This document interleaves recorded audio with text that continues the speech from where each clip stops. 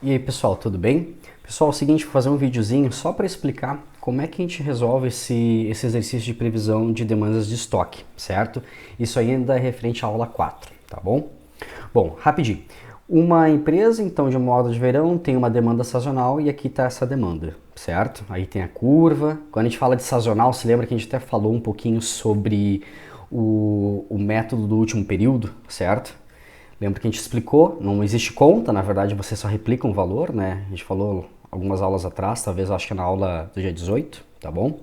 Aqui tem uma demanda, tem alguns valores, né? No sentido de volumes e no sentido de período de tempo aqui.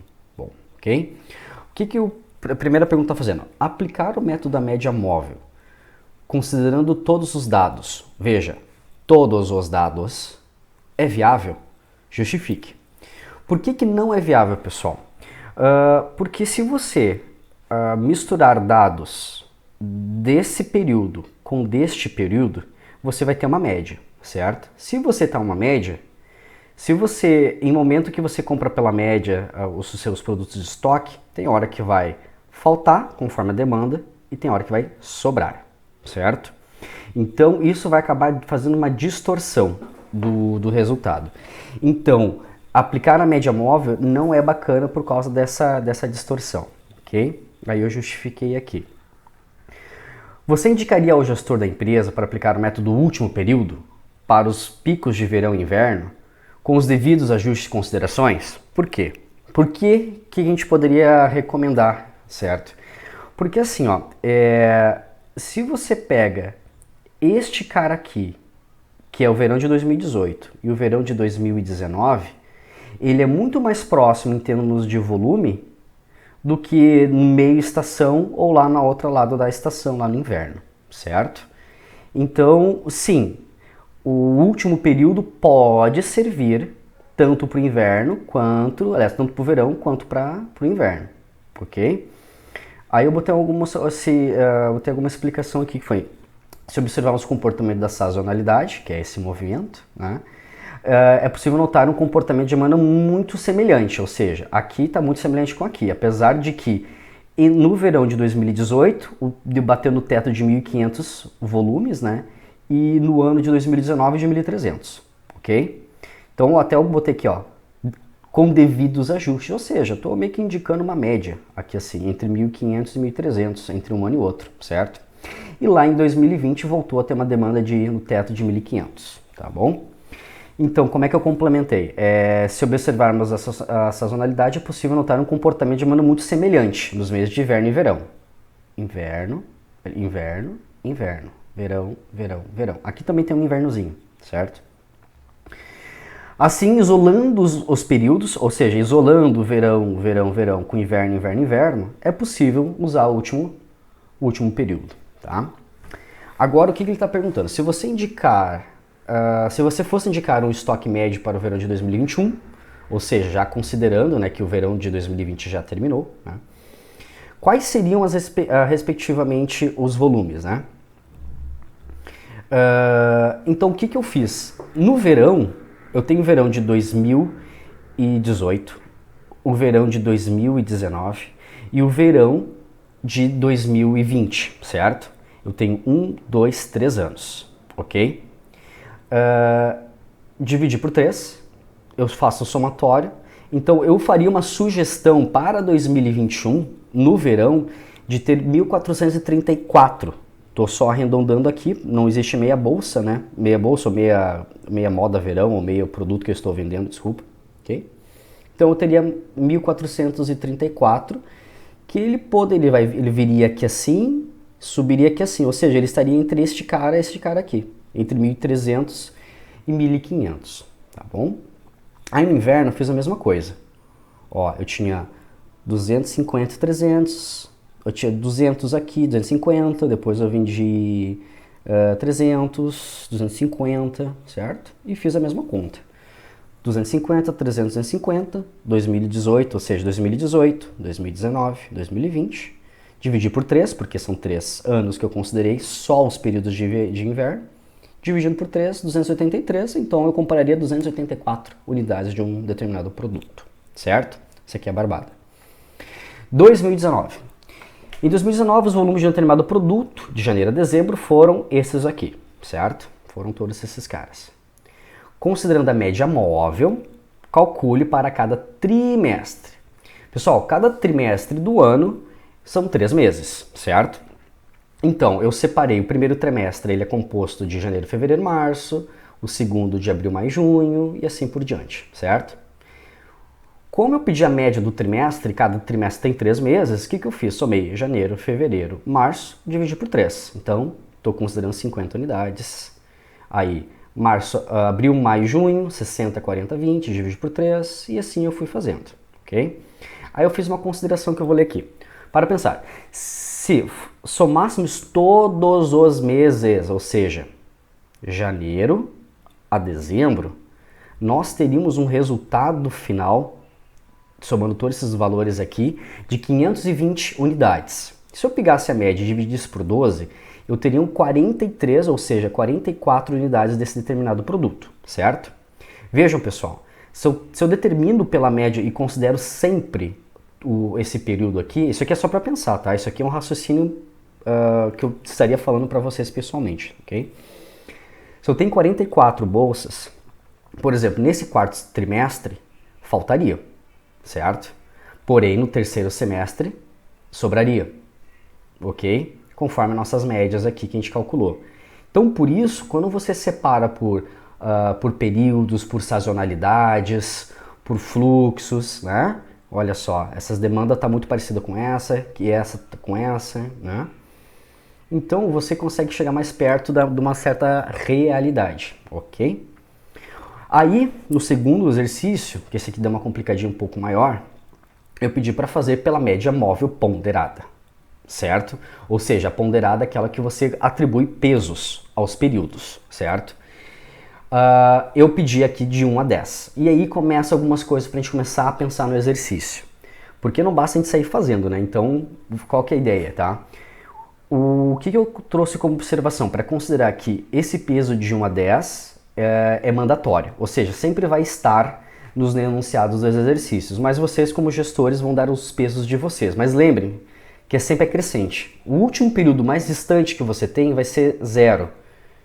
E, respectivamente, o número mais próximo de você vai ser o maior número, tá? Bom, e o que mais que a gente tem que pensar, né?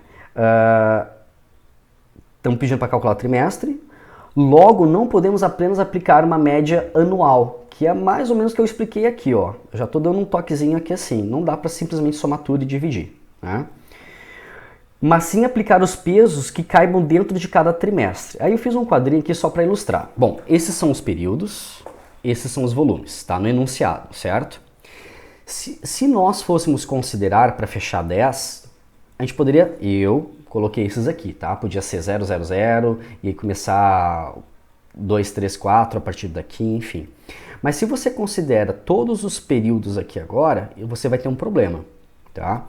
No enunciado está dizendo que é de 1 a 10, que são os pesos. Então o que eu fiz? Já que é por trimestre, na média ponderada, ó, esse trimestre, janeiro, fevereiro, março, eu coloquei os pesos 1, 2, 3.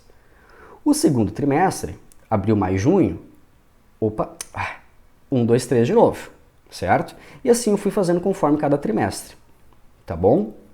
Não dá para confundir isso. Então eu botei assim, ó, não considerar, ok? E aí eu fui fazendo conforme os pesos. Do primeiro trimestre, janeiro, fevereiro, março, eu simplesmente multipliquei o meu janeiro por 1, o meu fevereiro por 2 e o meu março por 3. Vejam aqui a correlação, certo? Somei os N's, né, ou seja, os meus pesos, o peso 1, 2 e 3, e aí eu tenho esse resultado aqui. E fiz isso, pessoal, para os demais. Fiz para todos os trimestres, ok?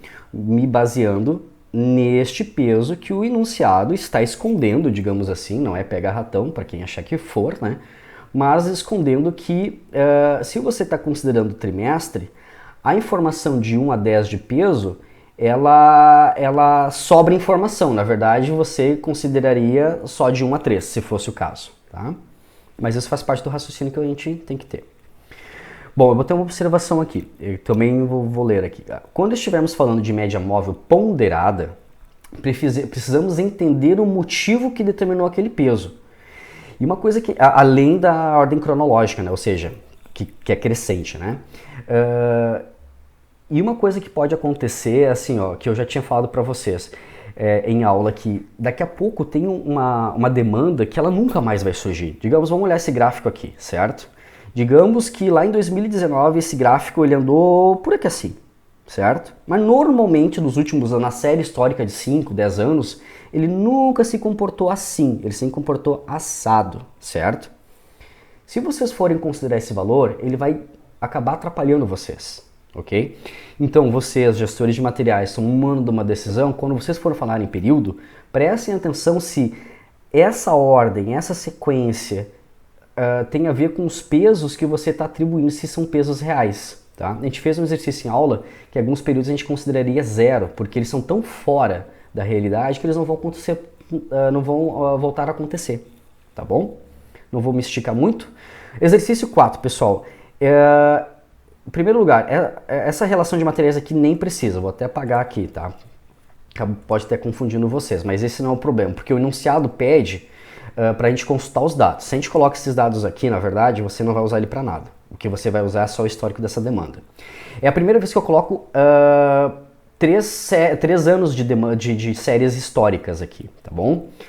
Bom, aqui no exercício, no A, já está pedindo para a gente fazer pela média móvel a previsão de julho, tá? Mas antes de a gente pensar no resultado em si, vejam, normalmente a gente está calculando dos últimos meses, ou seja, para calcular julho, eu pegaria esses 3 meses, tá?